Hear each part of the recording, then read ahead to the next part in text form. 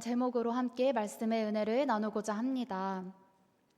저는 오늘 본문 말씀을 이렇게 준비하면서 처음에 그냥 읽을 때 조금 어렵게 이렇게 느껴지기도 했습니다. 왜냐하면 오늘 본문은 이 고린도라는 지역과 그 시대의 상황을 잘 이해를 해야 하고, 또 이 말씀이 지금 이 시대에 우리와 어떤 상관이 있는 것인가 살피는 것이 쉽지가 않았기 때문입니다.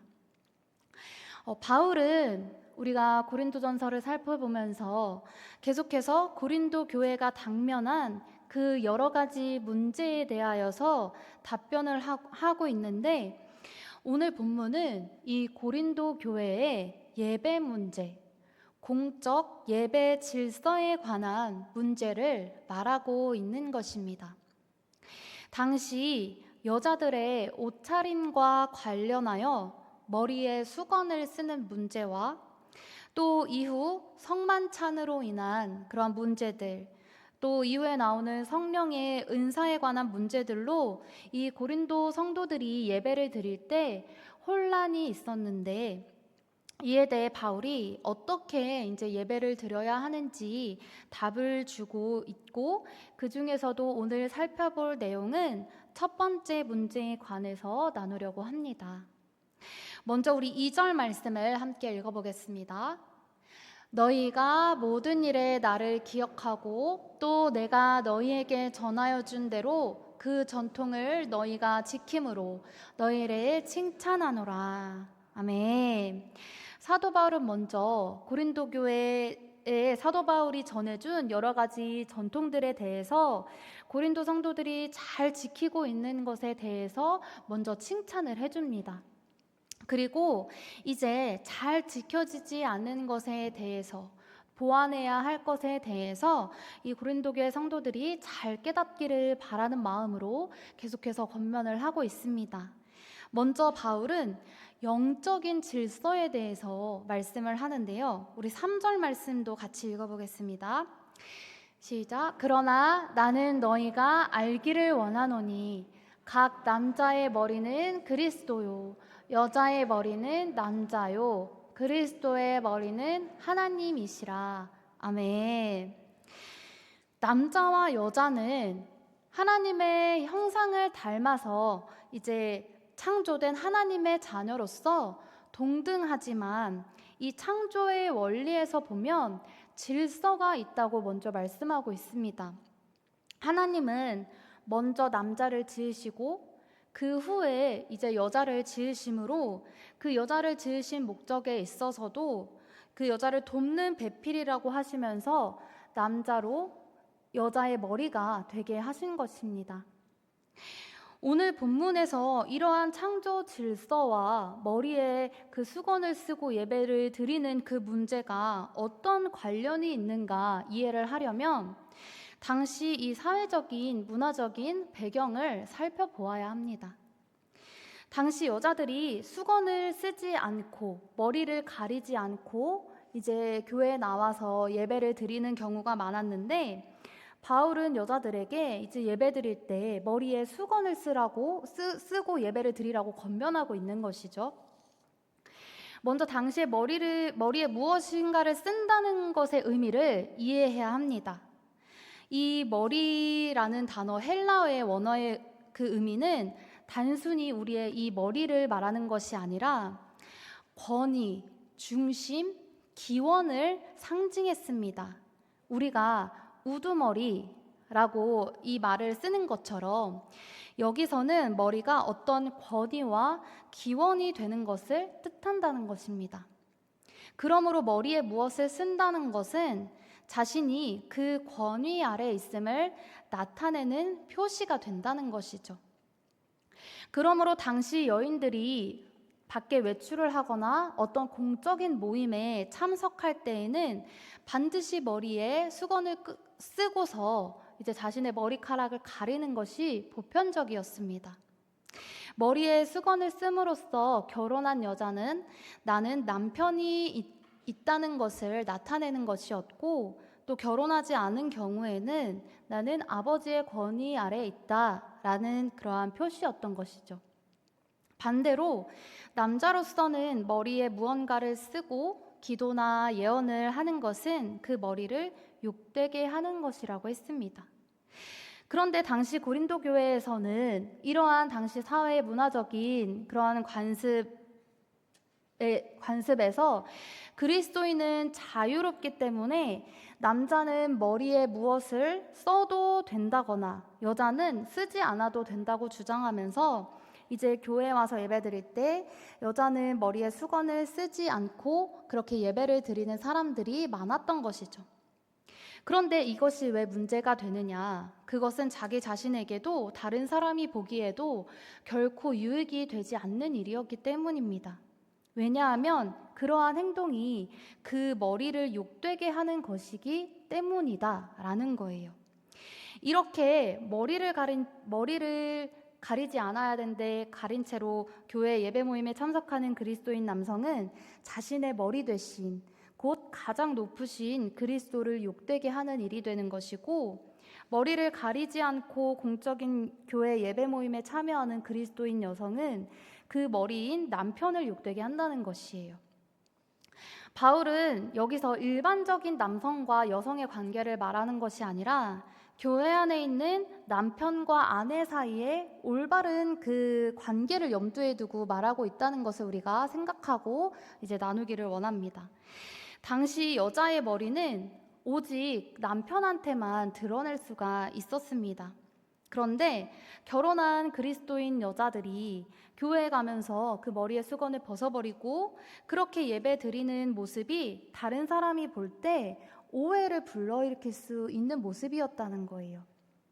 왜냐하면 이방 신전에 이 창녀들이 머리에 수건을 쓰지 않고 드러내는 그 문화가 있었고, 또 여자들이 머리를 드러내고 보여준다는 것은 다른 이성을 유혹하는 것처럼 보일 수 있었기 때문입니다. 그런데 그리스도인 여자들이 다 교회에 모여서 그렇게 예배를 드리고 있으니 믿지 않는 세상 사람들이 그 모습을 볼 때에는 교회가 성적으로 방종한 모습으로 비춰졌기 때문에 바울이 그렇게 하지 말라고 권면을 하고 있었던 것입니다.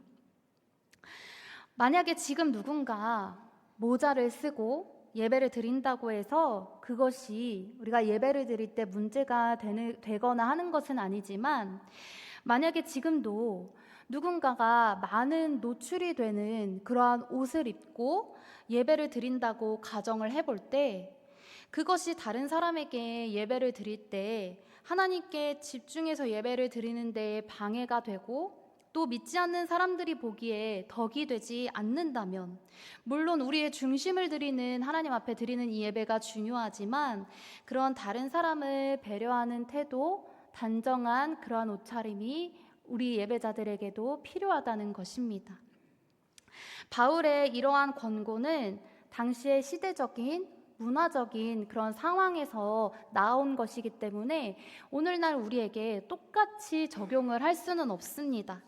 그러나 그 머리의 수건은 사라졌을지라도 이 성경의 질서는 여전히 우리 안에 살아 있어서 그 하나님이 주신 창조의 원리와 그 질서에 순종하는 태도로 예배하는 모습이 오늘날 우리에게도 있어야 할 줄로 믿습니다.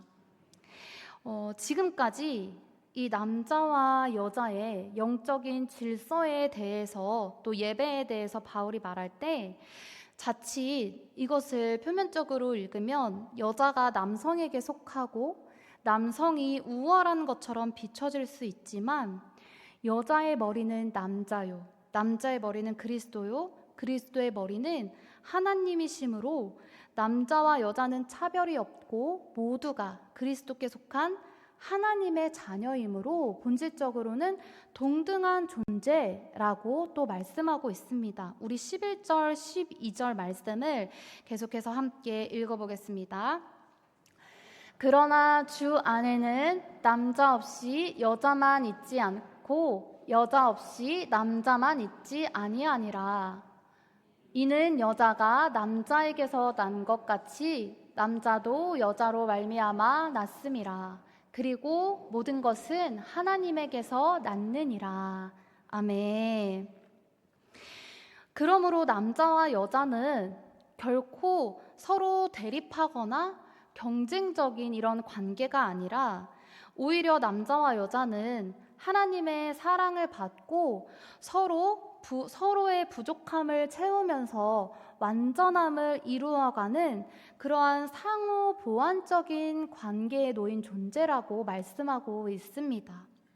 하나님께서 남자와 여자를 만드시고 주 안에서 남자만 있지 않고 여자만 있지 않고 이렇게 함께하게 하셔서 이 부부를 통해 가정을 통해 하나님의 사랑을 그리스도의 그 순종을 배우게 하신 것입니다. 지금 이 세상은 여러 가지 다양성을 이야기하면서 이 세상의 풍조는 남녀 간에 부부 간에 그 가정의 창조의 질서를 무너뜨리고 있지만 그리스도인은 하나님의 이 창조의 질서를 따라 우리의 가정과 교회와 모든 생활을 세워가야 하는 책임이 있는 줄로 믿습니다. 그러려면 이 세상의 가치관과 풍조에 우리가 휩쓸려서 따라가는 것이 아니라 하나님의 말씀이 늘 우리 안에 기준이 되어야 하는 것입니다. 그럴 때 우리의 무너진 예배도 회복이 되고 우리 무너진 교회도 회복이 되고 그렇게 무너진 우리의 가정과 사회도 회복이 될 줄로 믿습니다. 우리 마지막으로 13절 말씀 같이 읽겠습니다. 너희는 스스로 판단하라. 여자가 머리를 가리지 않고 하나님께 기도하는 것이 마땅하냐. 아멘. 마지막으로 너희는 스스로 판단하라 라고 말씀합니다.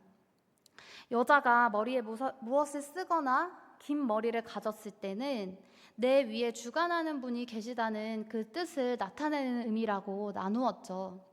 이처럼 교회의 머리는 예수 그리스도 하나님이십니다. 그러므로 우리 모든 교회는 예수 그리스도를 중심으로 그 머리의 질서를 따라 세워져 갈 때 혼란스럽지 않고 올바르게 세워져 갈 수 있고 그럴 때 올바르게 예배할 수 있게 되는 것입니다.